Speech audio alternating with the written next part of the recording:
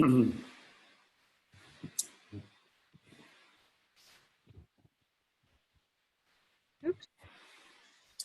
we're going to begin. We're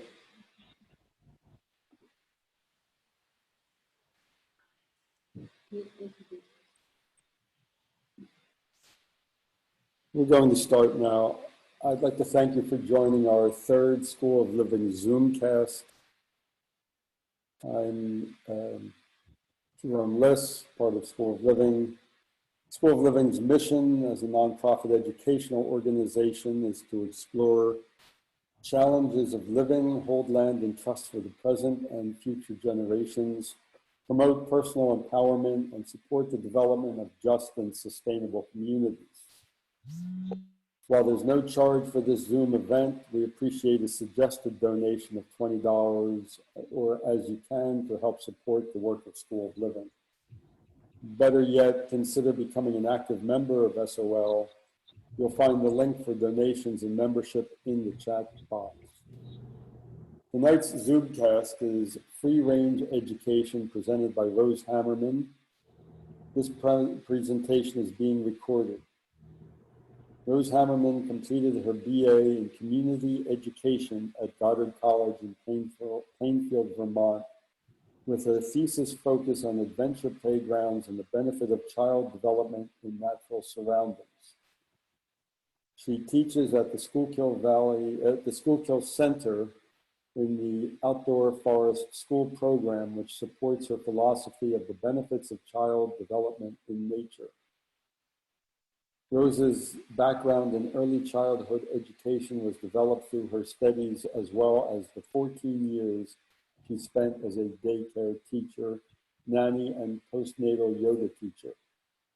Above all, Rose is an avid believer in play being the caveat to teach compassion, empathy, and community to foster caring growth in young children and families. And I turn this over now to Rose. Good evening. Thanks, Jerome. It's so great to be here. I want to thank the School of Living for having me. You, Jerome, Michael Ann, and Hannah, and Paul. This is great. Our philosophies really line up really well, too. This is a fun platform for me to be on.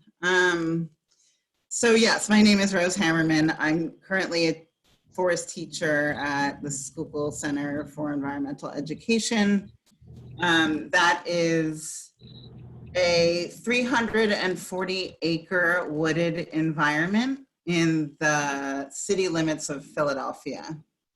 So my introduction is here. As a teacher and child care provider, I found the best learning tool as a catalyst to play is natural space. The past 30 years of societal influences have slowly denied children the environment to develop independence in a secure way to navigate challenges independently. So wanting to protect children, we instead often will offer them an easier way out, which robs them of the natural struggles, only prolonging and accumulates the inevitability of the struggle. I found in my personal work, a great way to protect a child is to give them all of the natural space along with risky play and loose parts. I'll explain the specifics of loose parts later on. In order to meet each individual child's learning curve, they need to be awarded the space to become competent and comfortable with their natural place of development. By judging the benefits of risky play, I found an opportunity for children to rely on themselves, their peers, and their natural spaces.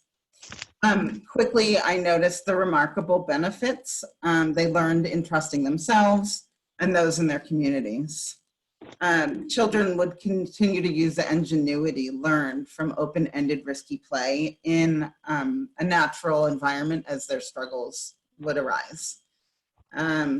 So once children become more self-reliant, they develop a trust in their own abilities and reach their developmental milestones. So in tonight's presentation, my goal is to show you how natural play benefits childhood development on multiple levels. We're going to look at adventure playgrounds, risky play, modern playgrounds, my personal work with children, and natural consequences to show how each shapes a child's development.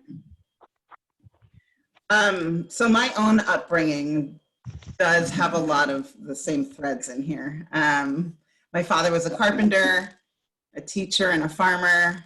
My mother was a seamstress, a community nurse, and doula. So lots of creative utility in the household. If we didn't have it, it was thought of like, well, let's try to make it first. And that was clothing, that was a lot of furniture, growing food. So those were a lot of the foundations of what I grew up with in the home. We also had an ever-changing environment within my home as well, because my father was a construction worker. So you'd change the environment often.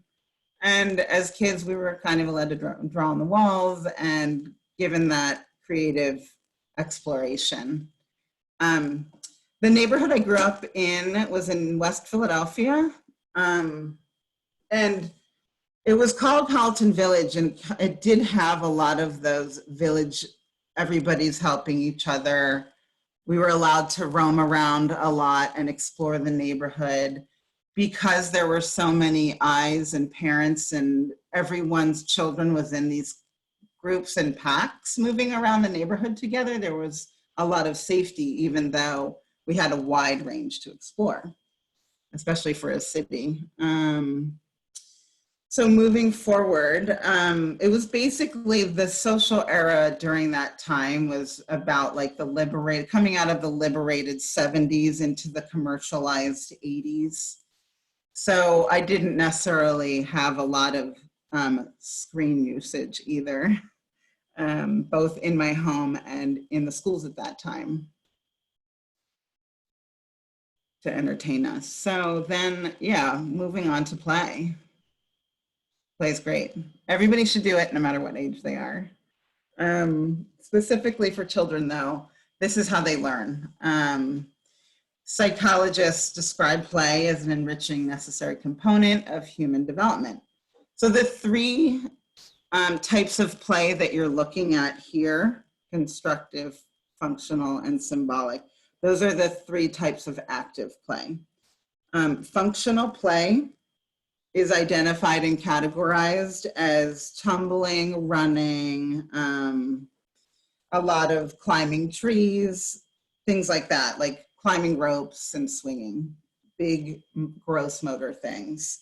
Constructive play is a lot of building huts and shelters, and symbolic play is lots of like role play. So you'll see playing animals, playing family, is what's going on during that symbolic play.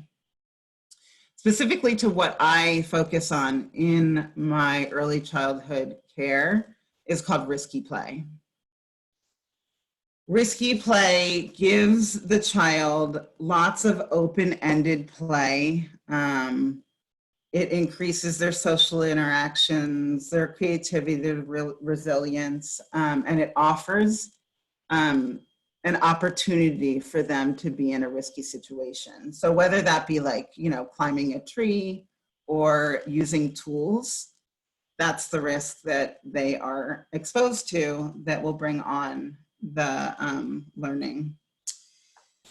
Some examples of what to keep in mind when you're engaging your child in risky play is that there should be, if you can help it, no hands-on assisting. When a child is placed somewhere that they haven't gotten to themselves, they don't have essentially like the tape to rewind. So all of a sudden, here's an example. A child on the left is placed many, many feet off of the ground and doesn't have any strong, like, you know, footing with his hands or his feet. And the adult is really, really interjecting right here. On the right, you'll see a few children at different levels here because they're all at different levels of learning how to develop these muscles and how to test, like, often like a tree branch or limb. Children will sort of like, you give them the verbal cues. Verbal cues are highly important when you're engaging in risky play. So a cue here would be like to test the branch at its closest trunk and how far from there it becomes less of a stability for them. Also in risky play, we want to encourage a lot of uses of the natural materials. Take, for instance, sticks. Sticks are great, but sticks can also hurt a lot. So a good rule of thumb for a stick for a child is to test it on the arm. So if it's from the length of their fingertips to the elbow or shoulder to elbow, it's usually a good size for their body and development. If it's any bigger, children really like to hold on to things. So keep the bottom of it continually as a walking stick, and that's a good cue to hold on to. These are often, of course, wanting to use as like play fighting, which is encouraged because it's role playing and symbolic play. But keys to something like that are never run with a stick, put it down for later, or if you're stick fighting, like nothing behind the child and always in front are good cues for using natural materials in stick play. Another thing is that a lot of tools are hopefully engaged in the play. So you'll see sometimes children in forest schools using knives. An easier way to break it down is we're not going to start with a knife. We're going to start with something like a potato peeler. And what you look for is the focus that your child has to the subject that they're paying attention to, and whether or not they're aware of their surroundings and the fact that they have a sharp object. From then, if they're aware and ready, yeah, you can move and level up because the fine motor is there and the attention's there. Okay, here we go. So natural consequences, again, are really, really important to subject young children to, or any of us really. But so you want to offer them things that might break in their play. Like we're not going to just give a lot of plastic materials and a lot of toys that have maybe one use for each one of them. We want to give a lot of things that will give many learning opportunities. So the boundaries are there from the verbal cues that we can give them. Their coping skills will be there in order to develop once something gets cut or bruised or broken. It's okay, then the child is able to see the cause and effect. And oftentimes, once something is broken, like once, it's enough that, you know, it's picked up on and moved forward. So again, like we want to offer these opportunities so that children can make their own decisions on how to gauge between safe and unsafe situations. If we interject, then as I'd said before in the introduction, they're missing out on the learning curve of going through the process of learning how the tool works or what it provides. So yeah, the verbal cues come up again so that the child can take advantage of the situation. Hold on, I'm getting stuck on this thing. Here's my sister, who's my technical goddess. Thank you, Steph. Okay, so moving on. While I was at Goddard College, I decided to use what I was, basically my everyday life was spending time on playgrounds as a nanny. And at that point, I'd probably been to the same playgrounds for about like 15 to 17 years and discovered more around the area. I really wanted to start to look deeper into what was going on with the play on the playgrounds and what a playground had to offer. So at Goddard College, the opportunity there is to do a collecting of data and like making the thesis. Ideally, I wanted to hit about like 20 to 25 playgrounds and had a lot of opportunities to do that, being that I was going outside for a majority of my day anyway.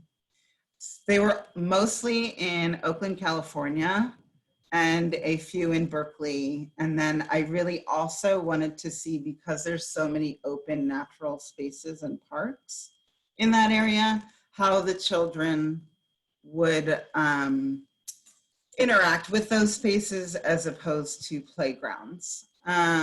Okay, so the background on playgrounds is that the concept started in Germany in 1865 as just a pile of sand in a very condensed urban environment in Berlin, as a respite for the children living without, you know, access to a lot of the natural materials that children in the countryside had.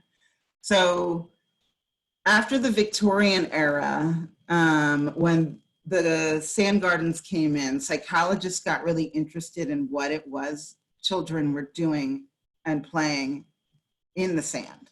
So psychologists really started to study how children were playing, like the little communities they would build with sand, the larger interactions they had with one another, and how many children could interact with one another was a really easy way to get access to see what play does and how children develop through it. So somebody that got an idea to bring them to America that had seen them in Germany, and these sand gardens started popping up in Boston. Slowly, again, much more on a larger scale in San Francisco, which is still there in Golden Gate Park. It's more of like an amusement park feel. There's a big carousel and lots of lights and slides. And then the government, Roosevelt was in office then, and he really took an interest, and his initiative was to put these parks and playgrounds in all, like many cities across America. Which you'll see sort of like now, come the 70s, there was a big litigation suit. This child named Frank fell from like a 10-foot drop on a playground, and his brain damage came into a lawsuit. Now what you see is a lot of these immovable metal plastic structures. They're often brightly colored. There were movable parts that used to be on playgrounds, and the merry-go-rounds and seesaws were there, but once they either were decided that they were dangerous or they broke and they didn't want to maintain them, they would just rip them out. The thing about those, though, with carousels and seesaws and the spinning, is that it develops the vestibular ear in a child. So that's something that's being missed out on. Also, what a typical playground you see is that it'll have a lot of options for just one child, a lot of like one swing, one singular slides. So it doesn't really help when you have large groups of kids. The best place for that is still sandboxes. But the height is really a difficult thing, because although they might be able to get up like 5 to 10 feet at a young age, it doesn't mean that the muscular abilities are there, because the stair is just about a few inches. And then there's this big drop, which happened to Frank. He fell right on his head because it was so high up. Even now, the safety measures that are taken aren't necessarily built for height. What they're doing is like often measuring like, oh, can like a 2-year-old's head get stuck in, you know, this sort of measurement? And it just doesn't really entertain the busy mind of a child. because children often want to be able to move their environment. And another thing about playgrounds is that they're often built by architects, and architects aren't necessarily aware of how children walk on space and use these things, because they're assuming the footing is the same as a child's, but a child's footing is much more different than somebody that's grown. So from there, thankfully, I was in an area where they have adventure playgrounds. So what you're looking at on the left here is a typical playground. Now, this is especially like really, this one I took just the other day. It's during COVID. So those are all blocked off, but this is what you typically see on a playground across America, or now like across the world. What they do offer is a lot of natural space in the surrounding areas. And I've found that once children use the play equipment here on this type of playground a few times, they'll then either look for other things to, like loose parts, which are like maybe a broken trike or a bucket to throw down the slide or use, or they take more interest in the outdoor, like, or the outer natural surroundings. The park that you're looking at on the right is called a junk playground or an adventure playground. So this one is specifically in Berkeley, California. There's 2 left across the United States. One is in Governor's Island and one is in Berkeley. What they provide here is a play worker. So because I had mentioned before, it's really important to like give children space and like not use a lot of hands-on insisting and use verbal cues. These play workers have been trained in that. And when you drop the child off, which they encourage, you're signing a waiver, and then either you could stay nearby and like take some space from the children, or they encourage you to do a drop-off type of session. So yes, on these playgrounds, we're given loose parts. That's buckets, that's bricks, that's paints, nails, all of those things. When you enter one of these playgrounds, specifically this one, you're given one tool, whether that be a nail or something, to then go and barter with the other children. So automatically they're offered a social emotional opening with the other children that are there. In order to continue to build something that they want to see come to fruition, that social emotional is going to kick in again with the children that are on the playground. And then, you know, you're using the cognitive skills to rearrange the area with them. And then the motor skills using buckets, nails, saws, and hammers. So here's a video that really breaks down all of it.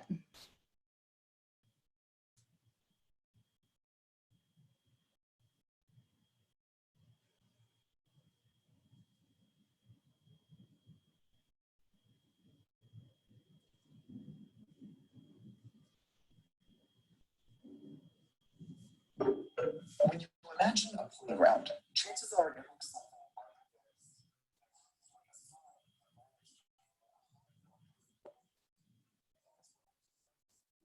and this, and this. But what about this?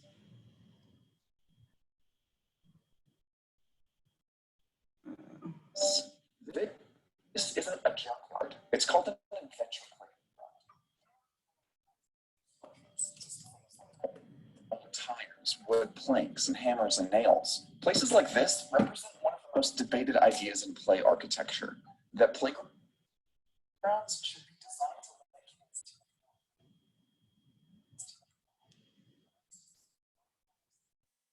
Helicopter parents is the hottest new thing in American playgrounds because there's growing evidence. This is a whole lot for kids.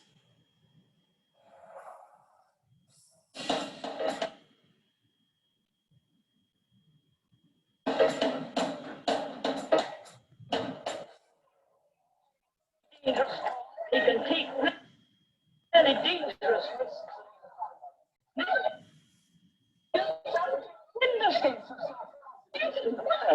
Which is really quite special. Well,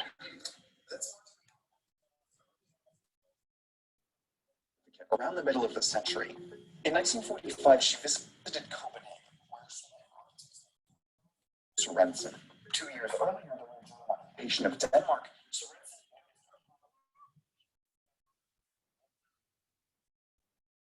everywhere else, even in construction sites and bought down buildings. Sorensen closed off an empty lot, building materials, discarded objects. Here, Rose, I don't know how, if you're streaming this off of your machine, but ultimately it's designed coming by the across kids. pretty chopped up. Sorensen called it a junk playground. Loved it. When she returned to England, Marjorie Allen started opening similar playgrounds in London, and she renamed them to Adventure. From there to Minneapolis, Boston, Toronto, Tokyo, Houston, Berkeley, Berlin, and to create these playgrounds. In this context, a risk isn't the same thing as hazard. When you're planning a tall tree, is a hazard, the threat risk is unexpected, but how you define it as a risk. It's manageable and requires you to actively make a decision. You can break the elements of controlled risk down into 6 categories: heights, speed, tools, dangerous elements, rough and tumble play, and the ability to disappear or become lost. And a good adventure playground includes a mix of these. Designers also focus on separation of space. To give kids the feeling of discovering things on their own, parents have to stay out. That can mean installing a physical barrier or providing things like restrooms, cafes, and seating so that parental experience isn't an afterthought. Finally, designers fill it with loose parts. These are the manipulatable objects, the planks, barrels, bricks, and tools that fuel risky play. The idea behind all these design elements is that kids respond well to being treated seriously. If they're presented with risky items with a serious functional purpose, they'll respond cautiously and conduct more experimentation. But if presented with an overly safe, static space, they often lose thrills that the built environment fails to provide, which can result in higher injury rates than risky play at adventure playgrounds. In the US, a culture of laws to improve playscape design means that a lot of these playgrounds are born, and design philosophy is focused on height, movement, and hard materials. That makes the playgrounds better. American playgrounds in 1965, she called it and a child's hell.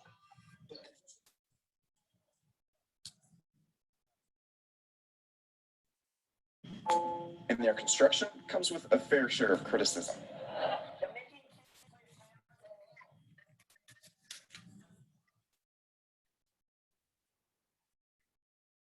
Adventure playgrounds do have downsides. They're pretty ugly. They require resources to staff and maintain. And as with any playground,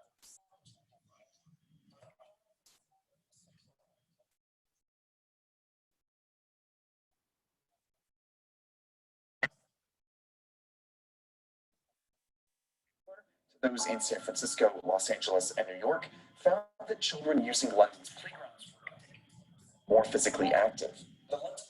Rose, the video is not coming across very clearly. And risky play I don't know how you're streaming it. It's one of the highlights architecture designed specifically for children. And if the standard model we've decided on is seen as boring by its users, that's a problem. Better design can fix that, even if it's a little risky. I can look through so many pictures about Jerome, I didn't hear you. What was that? I said that the video was not coming across very clearly. I don't know how it was being done, but it was pretty chopped up. Okay. Yeah, the sound is distorted on it. Yeah, okay. Ah, Just to let shucks. you know. Okay, well, hopefully my voice comes through. Yeah, you're fine. Okay. So that was a really good rundown, I felt, that showed the benefits of the risky playground, the junk playgrounds versus what we're offered in a typical playground these days. So when I became the forest school teacher at the Schuylkill Center, what I decided was to take this opportunity to make the same components of a junk playground, but in my classroom.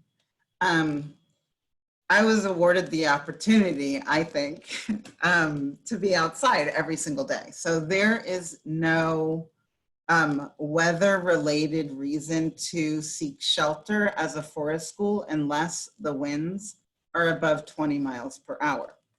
Other than that, children can be outside all the time.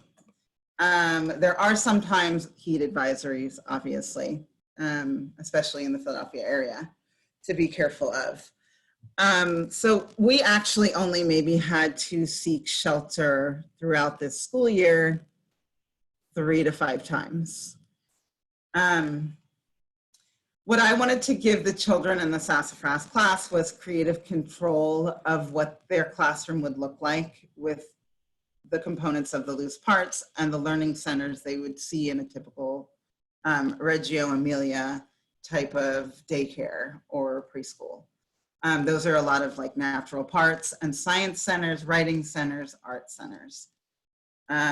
So we got out a map and the children drew out the centers that they wanted and where they wanted them. They had all the creative control that they could have amongst their own decisions. And my co-teacher and I, Katie, were there to just facilitate what their vision was. This worked out really well. They became more attached, I think, to the space because they had had their own decisions made in this area of the Schuylkill Center. Even though this was our classroom here, we would basically spend about like half the day in this area, maybe less, and then we'd be hiking to other spots throughout this 340 acres. Obviously, we didn't go that far, but continuing to get as much of the environment that we could as a learning tool. We needed to also be able to move around. This really helped the stamina as well of the children over the amount of time that we had together this year. So I'm going to tell you a few stories about how natural spaces were developmentally helpful this year to the children in my preschool class. There is a video, Jerome, that was going to be a forest school video, but if you think the sound won't go through, we can skip it.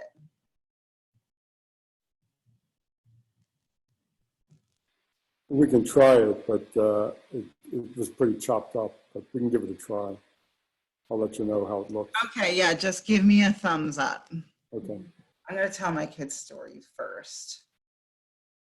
Okay, here's the video. Grab a snack at this point.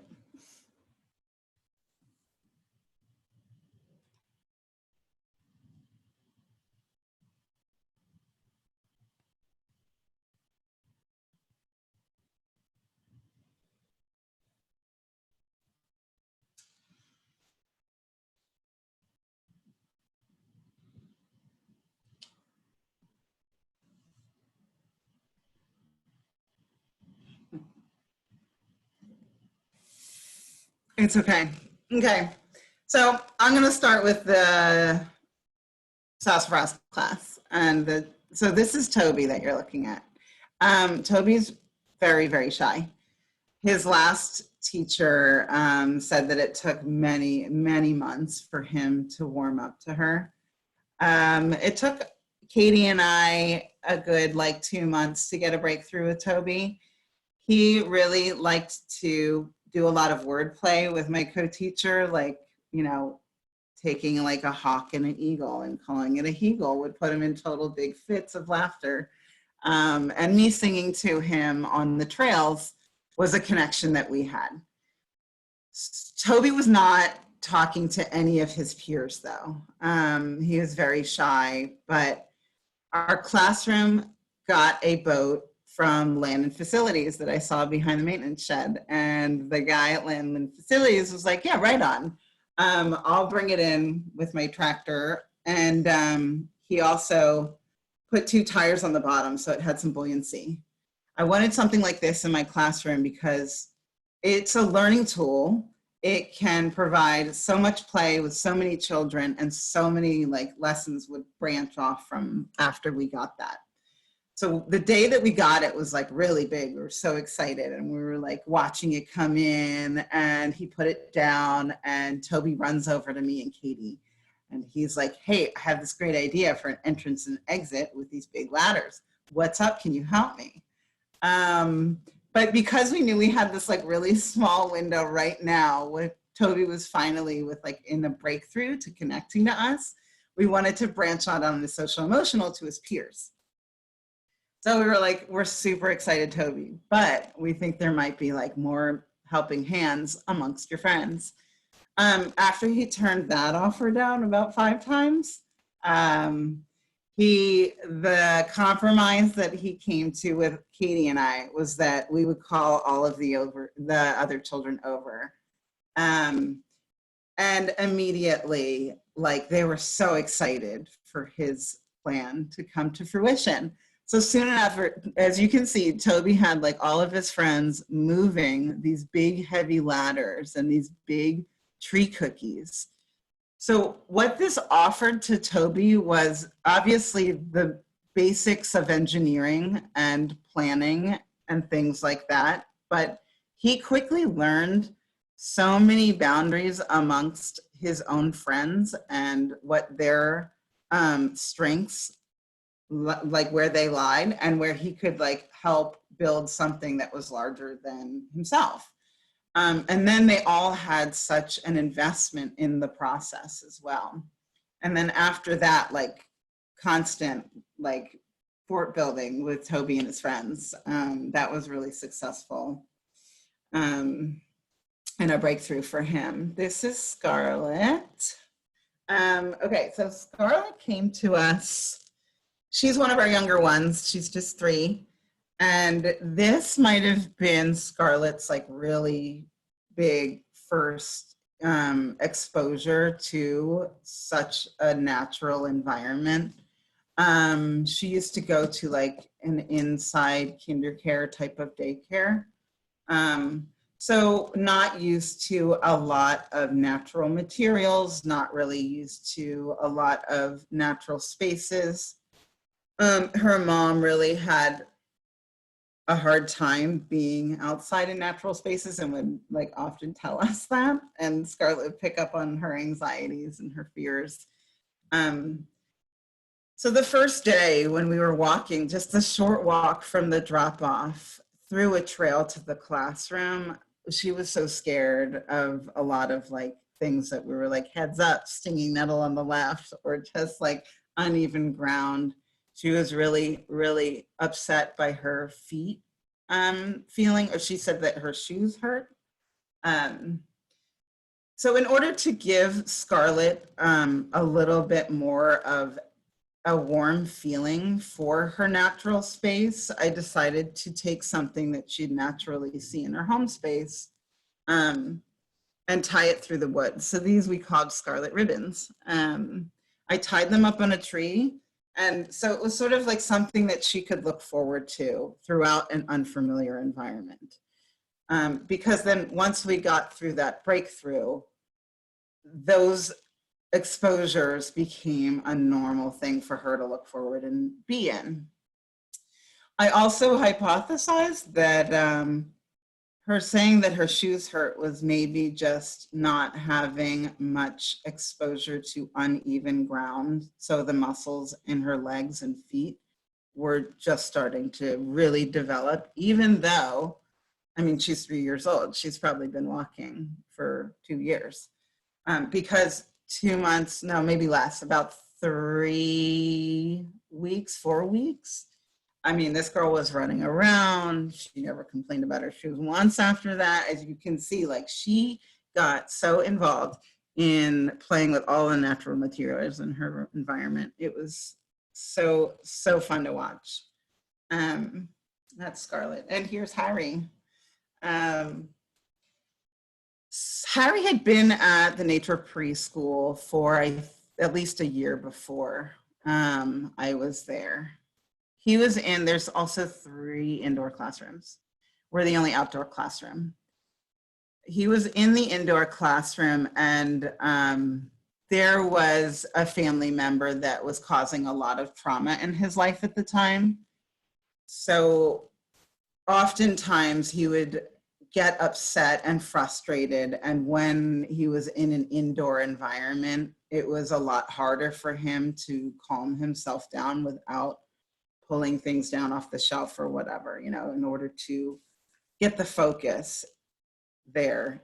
I found that once he was really getting to the point where he wasn't able to do it, like the teachers in that classroom were having a harder and harder time.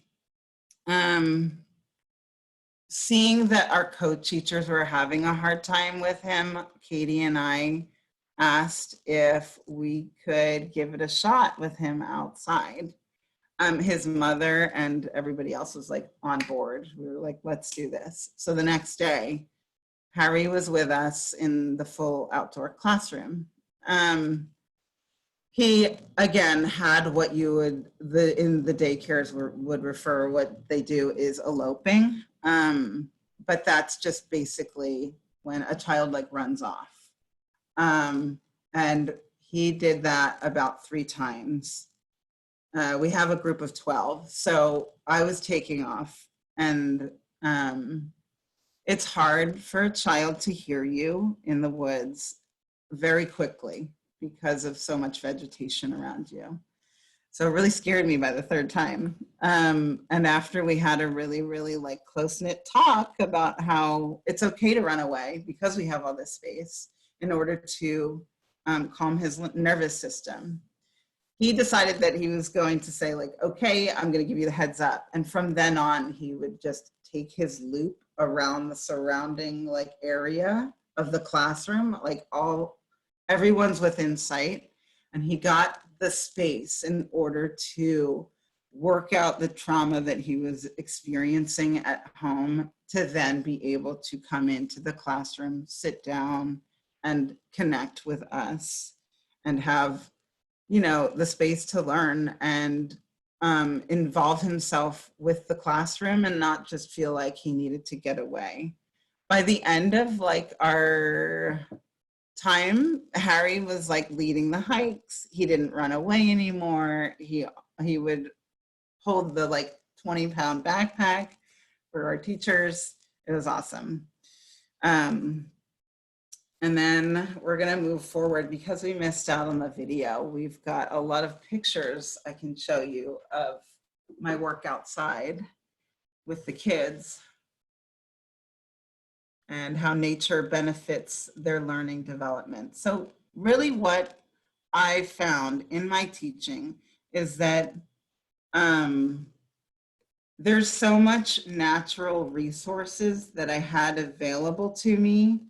Instead of a child getting a piece of paper to draw like the colors of a ladybug, we can go to the ladybug habitat, right? We can find out what it is that they're like eating and how to protect this area. So I'm gonna move forward. Here's the guys jumping off the pond fence. Here is my classroom. So along here, you can see is the sign in. We're doing everything that a preschool classroom would do, just outdoors. And we use things that can get, you know, rained on and frozen and things like that.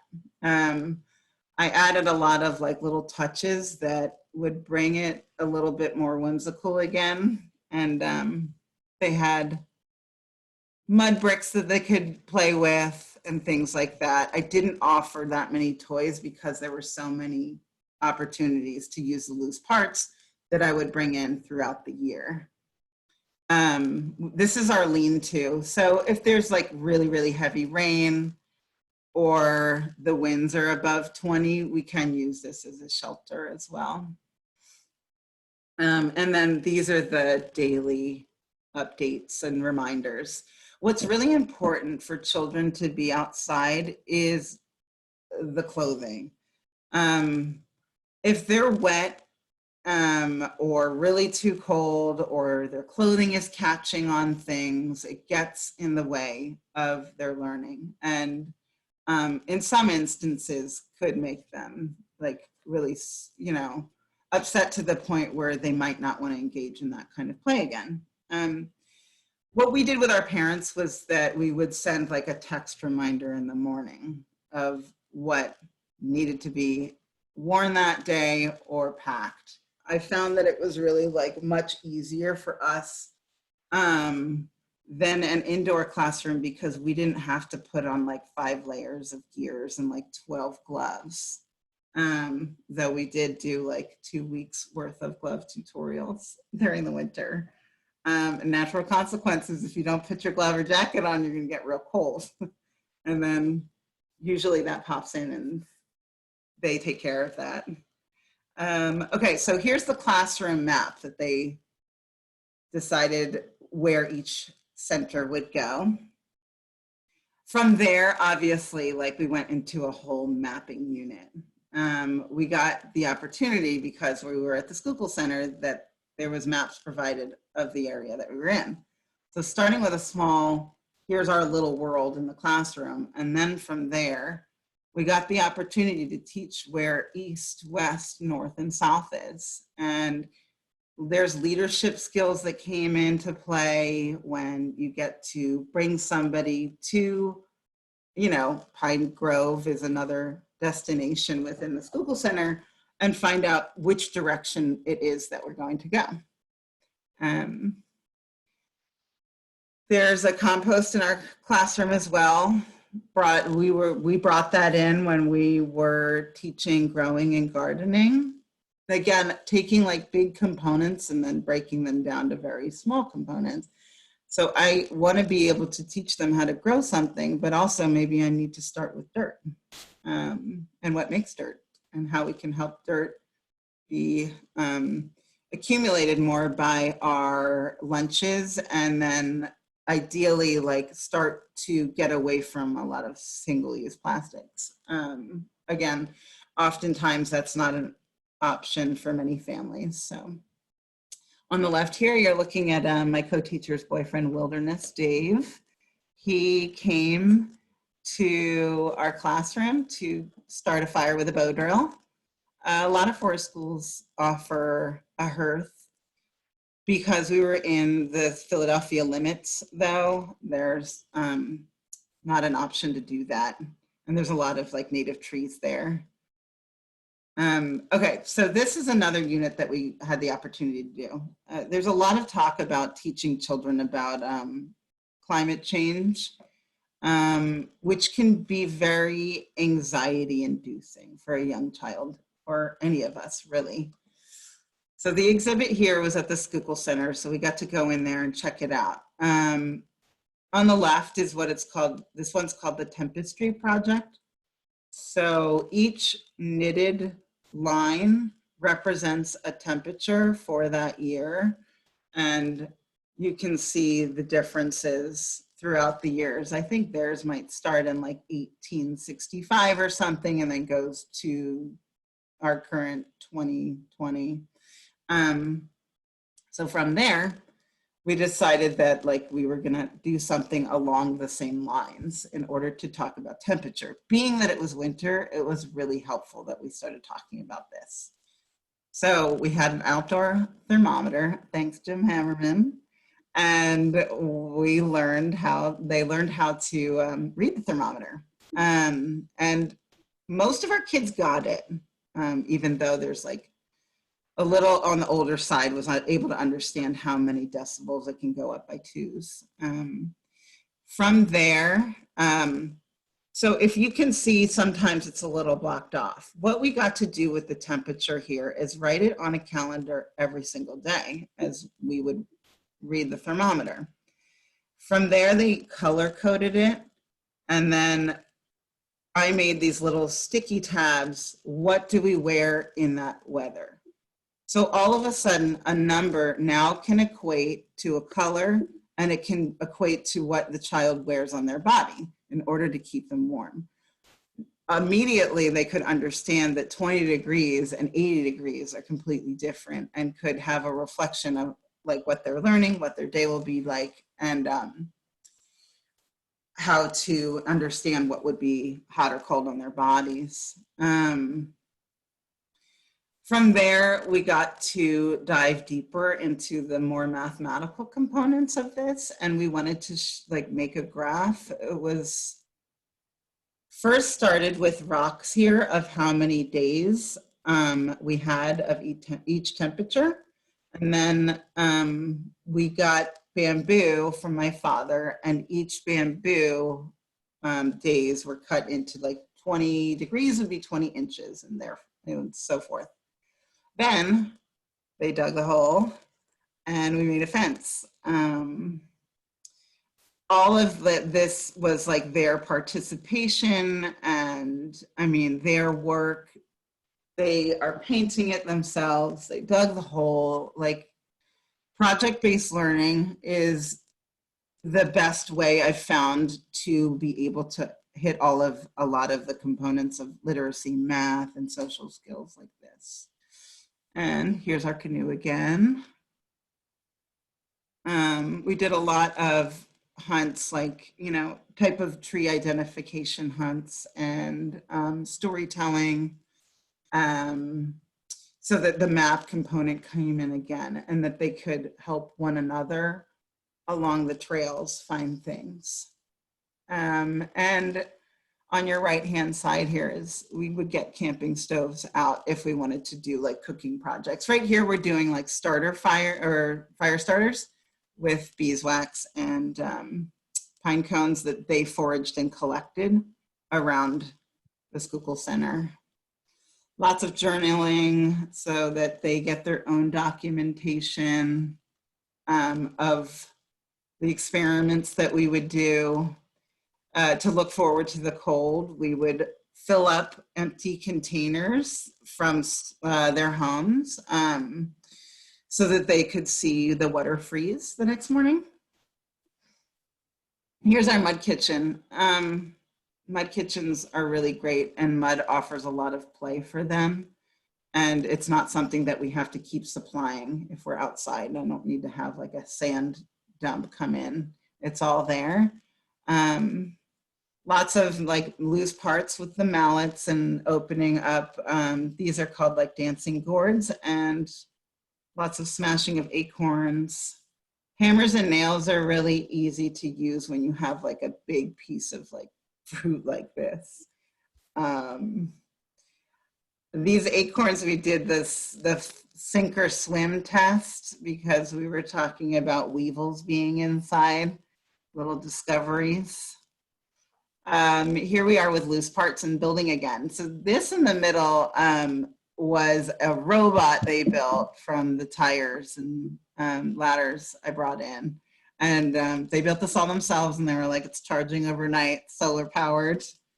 And then on the left, we have like small balancing. So we can move up further from a comfort level that's really low to the ground. In my classroom, there was full access to any paints. Like they would just pull them out and paint anything that was around. And then I began napping them outside too. Really good for lungs and health and stuff like that. And they loved it. I mean, so calming. And this is, yeah, jumping out of trees or coming down the slides. I let them even paint their faces. Here's some mushroom inoculation that we did a few times with them as well. And these big forts would often be in the area of Pine Grove, but my kids were a little too little to build something that big. Here's the basics of climbing going on. As you can see at the bottom here, Toby's all the way up there and the children on the bottom are still learning how to like use like a lot of forearm strength and then a lot of their footing to get up there. On the left is like a lot of space. So she's really secure just standing there, even though that's a big drop. And yeah, they can crawl up there. There's a few children that can be on this one log and feel safe and secure. Here we are walking around. So at the end of the week, we'd often, every single week, we'd pinpoint the learning in the nature preschool newsletters that would go out to the parents to show the developmental skills being developed. And there we go. That's some resources for you. And I'm going to give it over to you, Jerome. Toby, I see you there. Hi, Toby. At this point, we can open it up for questions. If anybody has a question, they can unmute themselves. They can type it into the chat.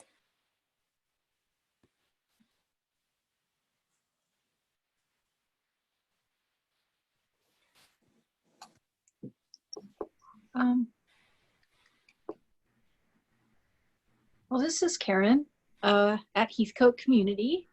Hi, Karen. Hey, yeah, thanks so much. That was so very interesting. I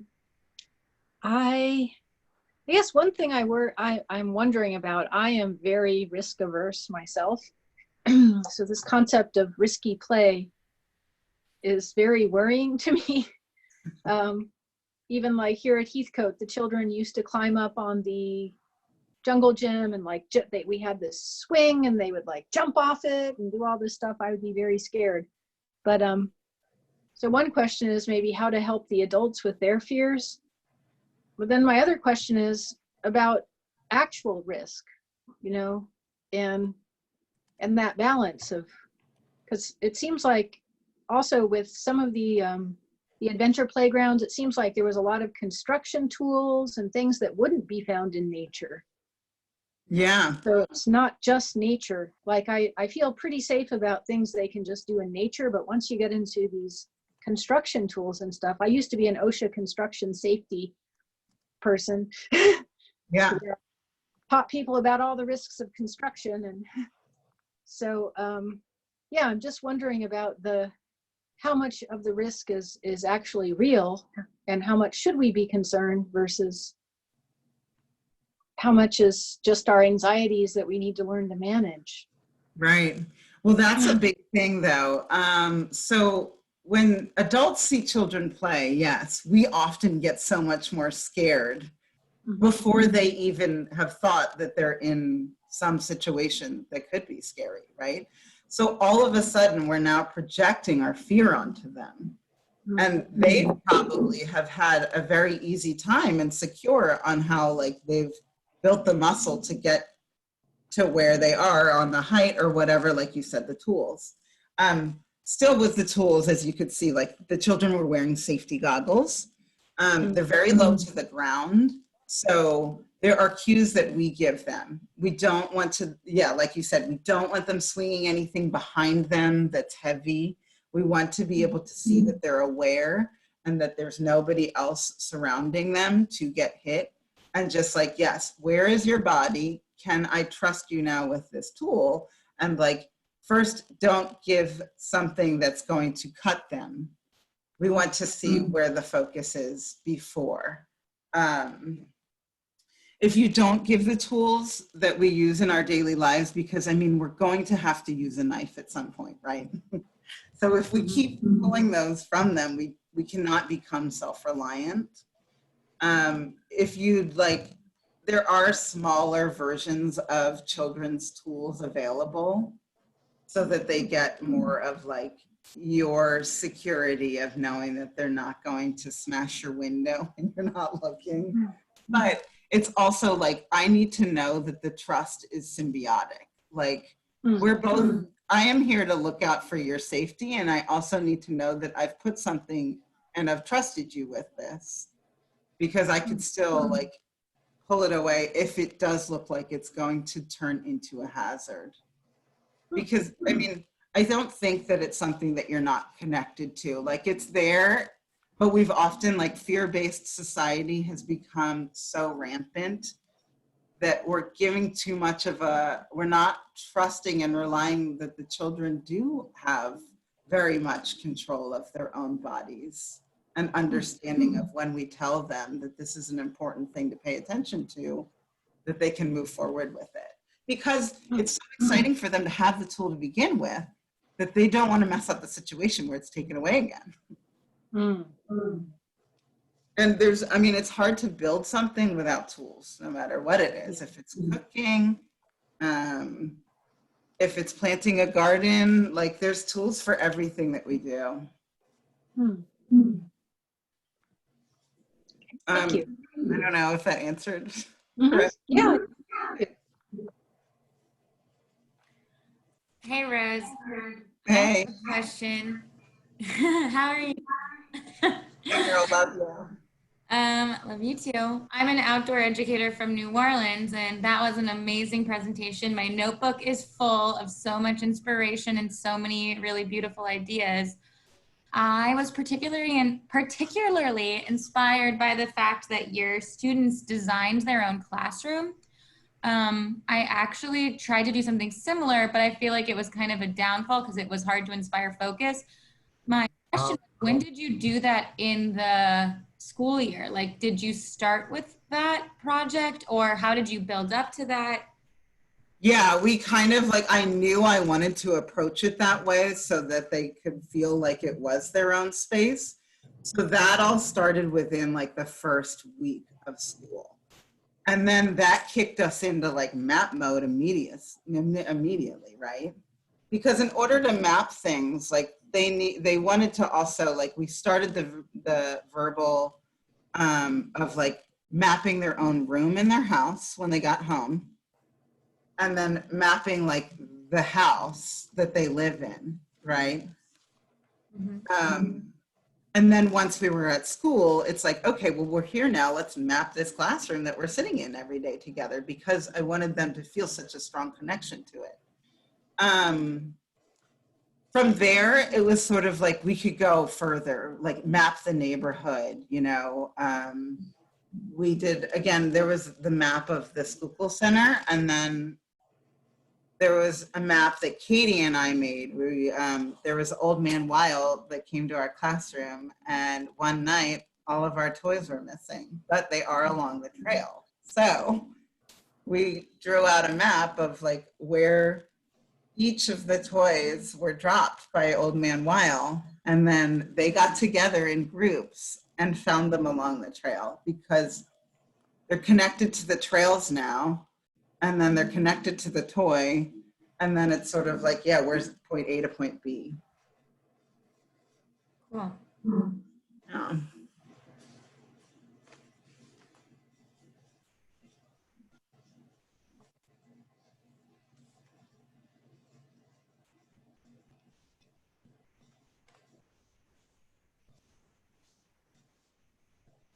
Okay, I have another one since everyone's being quiet.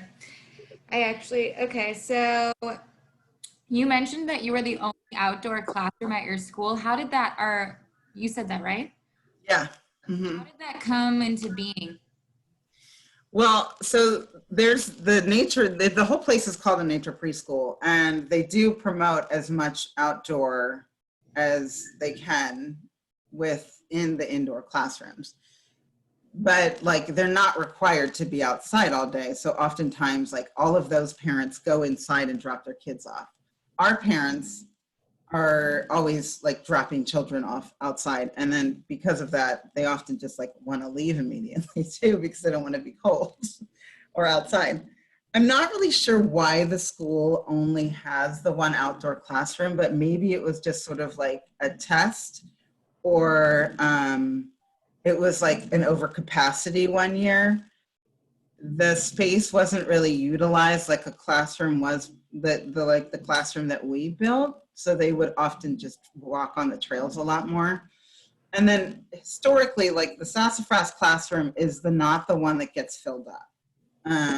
We're filled now because, COVID, but a lot of our parents know and choose this type of schooling, right? So I think a lot from what I saw from the parents that came in on open house night, Katie and I were there, And we would often have to explain what a forest school was because it doesn't operate like the other classrooms too. And educating the parents on that was really important to know that, like, hey, let's gear up because this is going to be a whole year of this.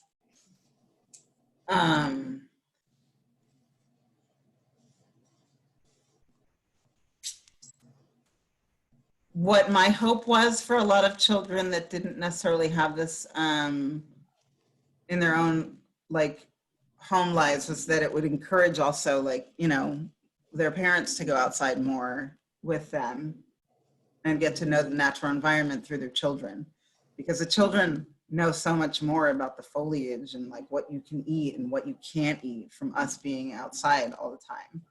Not only because we needed to keep them safe, but because it's just what they learn with. And like a good rule of thumb is like when children are outside so much is like extra water, you know, extra food and a first aid kit. That we never had sort of the frustrations of like boredom. I mean,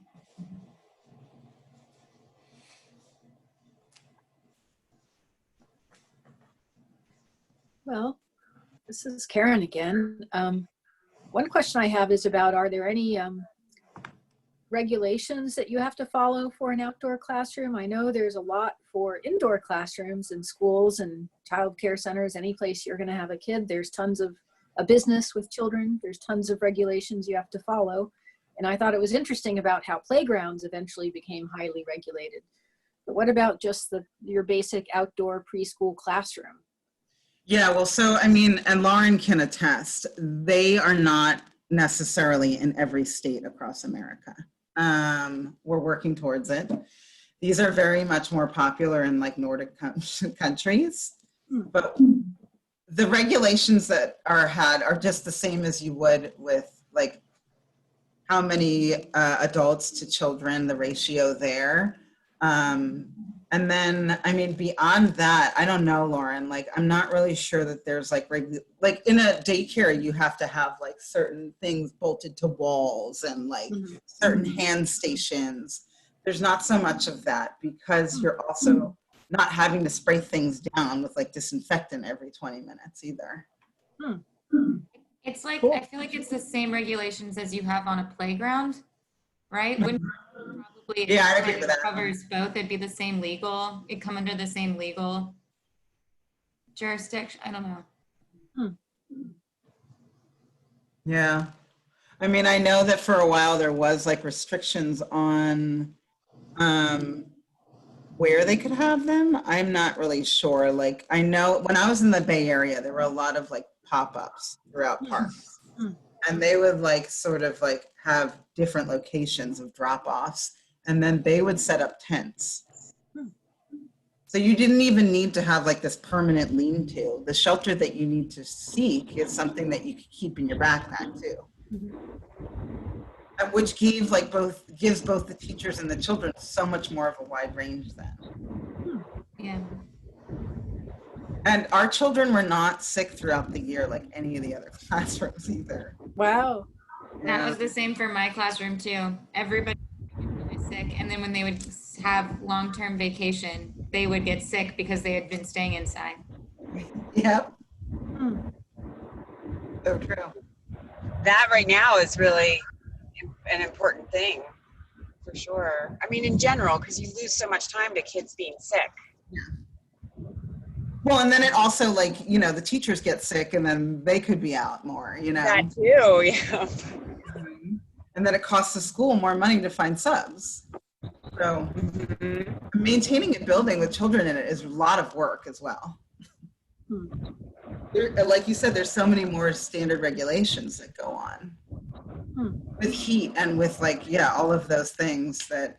Water testing.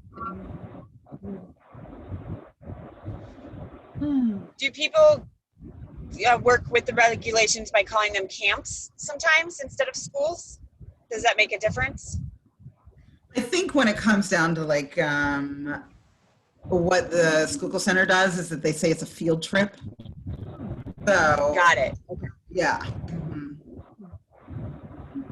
I also feel My like kids went to a nature camp that was pretty extreme. Yeah. Sorry. no, I also feel like hours make a difference. I feel like the napping outside kind of hits something different, wouldn't you say? Because the pop-up ones, it seems like those are usually half day. Yeah. I mean, I was like, hey, let's go full day with this because our Yeah, children me were going inside throughout the winter to nap. And I'm like, I don't really want to go inside because I feel like the building will make me more sick than being outside in the cold. It was a bit of a push, but I got everybody to agree that if it was like 60 degrees and above, I could do it. Again, like the children that were in my classroom were fine with like, you know, they were already wearing a snowsuit oftentimes during the winter. They'd come to school in them. And then the packs would always have more layers. But I guess, you know, the indoor classrooms, the children weren't exposed to as much daily outdoor time to the expanse that my kids were. So having them nap outside was definitely a harder sell when it was cold.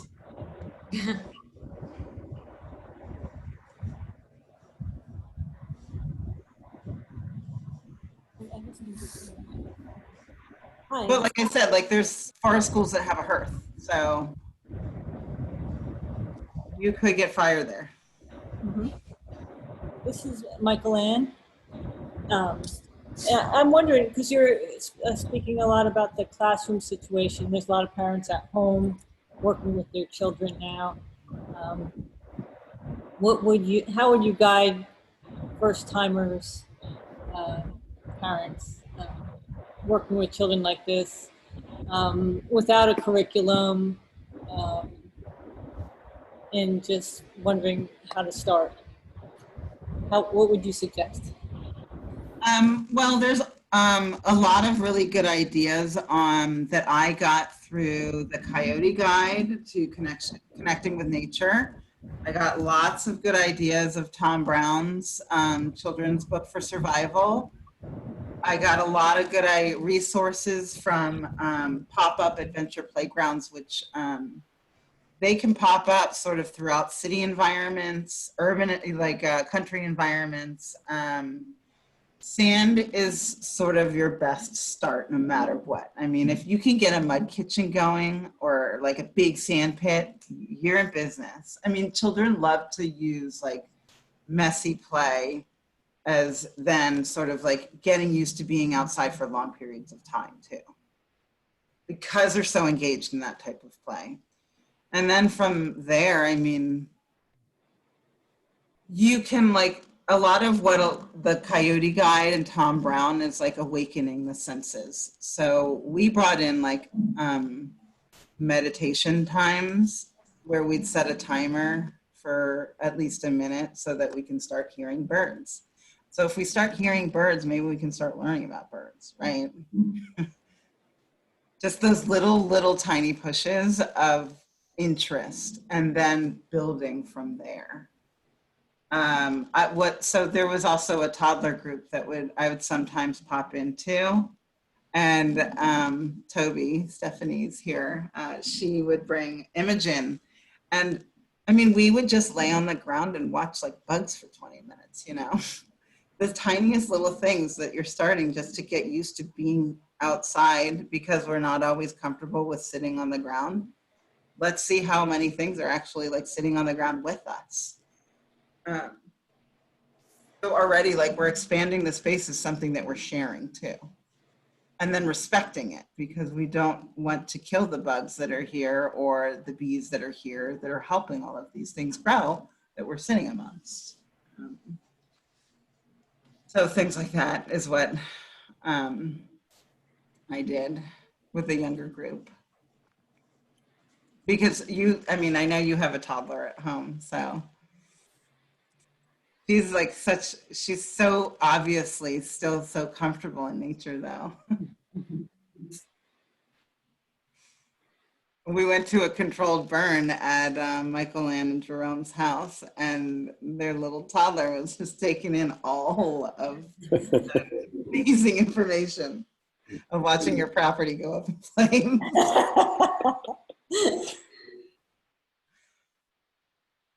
It was actually really helpful, because like Karen, how do you get your fears out of the way? And it was helpful how you talked about how we project our own fears. Like, I saw Zora like working on climbing the ladder, and I realized I'm already, when she's halfway up and falling down, when she's just working on that first step, and that's where she can struggle. I know. Yeah. Let her fall down. So That's that makes a a lot of consequence. But also there's like this whole thing that we had talked about. And we thought maybe we could do a workshop of the mechanics of climbing. What's really important for the mechanics of climbing with young children is that we don't put them somewhere so high up that they haven't, really understood where they are. So starting on a slow incline with those big logs that you see lying around and getting like just standing on something like that and getting balance and understanding things that are wobbly, and then testing branches before we step on them as those verbal cues. Did you test the branch? Where do you think like your foot could go or your hand could go? So those verbal cues are really, really encouraging for the children, knowing that you're like physically there to like also get, like not necessarily touch them and move their bodies, but you're physically there in case something like does get a little out of their reach, or you can give them the cues to make it so they're not completely going off, some sort of what you think is scary deep end, but they don't really choose those anyway. I mean, I'll be honest, and Laura and Sarah, like, I had not seen a child put themselves in danger like that when it comes to using their natural spaces. Have you? Yeah, the most that I've ever had with the children outdoors is like a cut or a scrape or a bruise. There could be broken bones, but they're not really taking the big risks then yet anyway. I see a lot more of those big risks happen in older children where they are already so confident that they will jump on the top of a fort just to see if it'll fall through. I feel like you touched on the biggest risk. It's the running away, but they do that in the class. The kids in the classroom, it's the same thing. Like that is the biggest one. I'm so glad you talked about that too, because that is such a preschool teacher's experience. It's like not talked about enough. I feel like you have those kids that have so much gross motor need that's just not being addressed. And it's something that really only gets to be addressed outside. Right. It actually, like when you're indoors, it does become more dangerous to them, because if they have energy that they're not getting out, then yeah. Why are we bolting things to the wall? Because probably we've had instances where they're pulling them down, or like, yeah, the classroom will often get like thrown apart more than like if you were outside, right? So the things that we are supplying within inside can be more dangerous than anything you would find outside anyway. Yeah, I can definitely second that. I had a 4-year-old run headlong into a rocking chair in a classroom and need stitches, like a soft-edged rocking chair. I couldn't even believe it, and I was thinking this kid needs to be outside. And then my kids went to camp where there was fire and knives at almost that same age, and no one ever gets hurt. Yeah.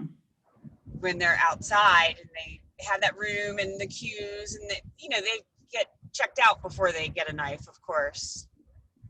Right. Yeah. But, yeah, it really drove it home to me working in a classroom with 4-year-olds that,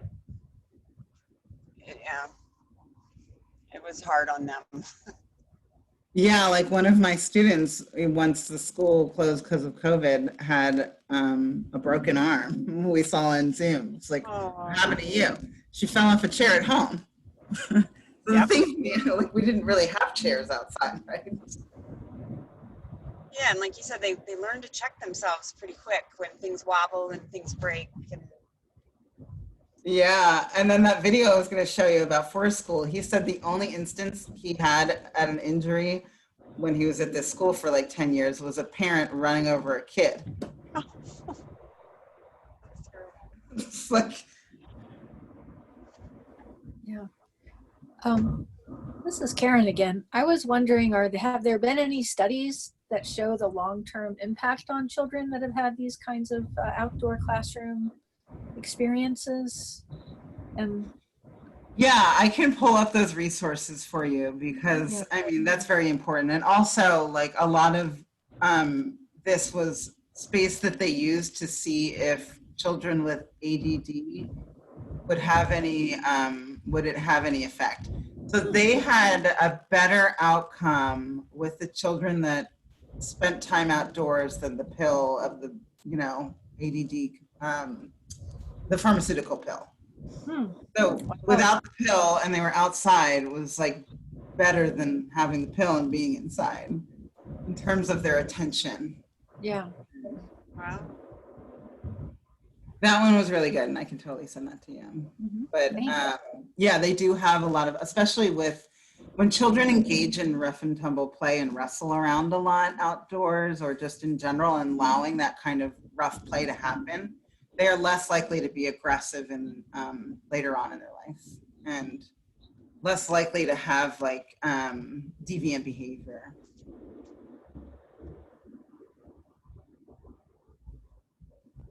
We have time for one more question before we wrap up our presentation tonight.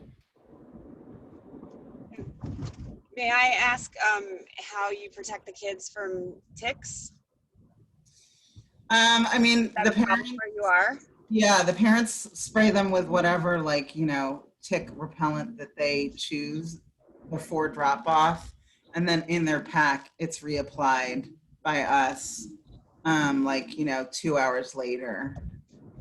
Yeah, the ticks are pretty rampant, but there's the cues of like, you know, tying the hair up and like, you know, wearing the proper socks with hiking boots. And we do a tick check every single day. And we have a song, we have them like check their hair, check their face, check behind their ears, and then like at home as well. So we do about like one tick check every day, and then the parents do one at home. Okay, great. Okay, well, this brings us to the end of our presentation tonight. If you wish to get the link for this recorded Zoomcast, please message us at hello@schoolofliving.org or go to our contact page on our website at schoolofliving.org. Our next scheduled Zoomcast is July 1st at 7 p.m. to 8:30. And stay tuned for details by following our Facebook page or subscribing to our newsletter through our website. Thank you. This brings us to the end of the Zoomcast. When we pass the hat, please support the work of School of Living. Thanks for coming, everybody. That was awesome. I love you all. Wonderful. Thanks, Rose. That was great. Rose, I have a question. Yeah. Can I get the links to the videos perhaps that we could share? Yeah, totally. Okay, great. Thanks.